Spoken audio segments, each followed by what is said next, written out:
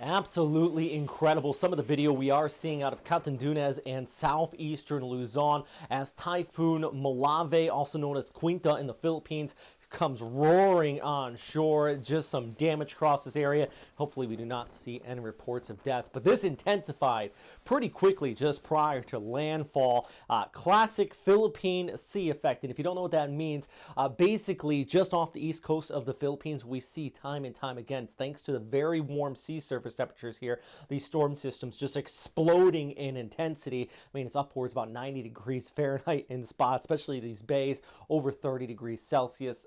It's just so warm, and that is why the storm system, just on top of several other reasons, it intensified here. Plenty of outflow aloft, inflow coming in from the tropics. It is still going to be dropping a tremendous amount of rainfall. But here's a look at landfall. This is microwave imagery where you can just kind of peer through that cirrus shield. You can see exactly what I'm talking about with that inner eye wall right in there. You have Catanduenes just getting raked with that.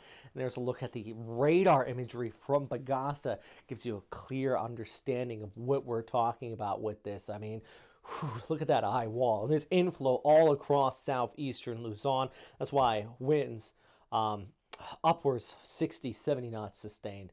Enough to relocate a tin roof, anything smaller structures, any non-reinforced structures, and definitely de-leafing a few trees out here. So here's a look at the warnings from Pagasa. Signal force 3 pretty much across the entire stretch, and even over towards Manila as well.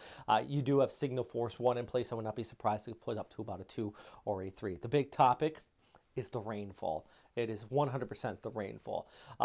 Really, you had 5 previous storms in just over a month on top of already saturated ground. So as this moves further inland, it is going to continue to produce precipitation and increase that chance of flooding across that huge swath of southern Luzon, northern Visayas, all the way up towards Manila. Manila's big problem may not see as much rainfall as further towards the south, but you get that rain on top of poor drainage. When you get that poor drainage, drains start to clog up, and the water backs up, and then we're talking about that problem. We see that common occurrence there in some of those urban areas, what we call urban flooding.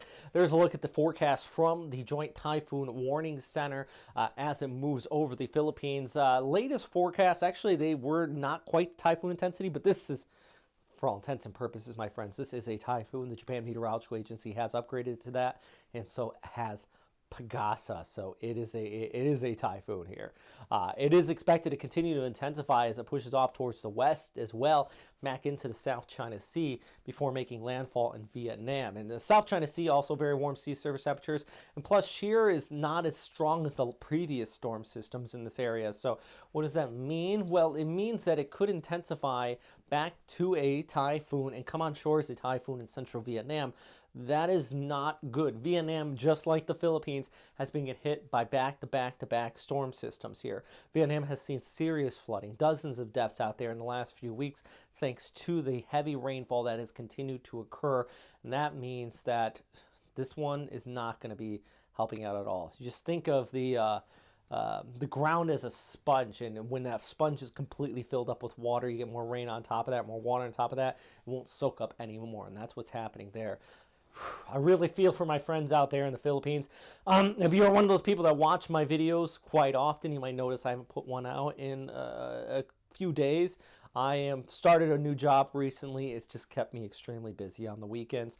Unfortunately, I just haven't had time to post these videos, but I did want to take a few minutes and at the very least give you guys a quick update here on this storm. It is very scary stuff, so stay safe out there. Listen to your local warnings. And that's the big thing. Listen to your local warnings. Make sure you're smart about it.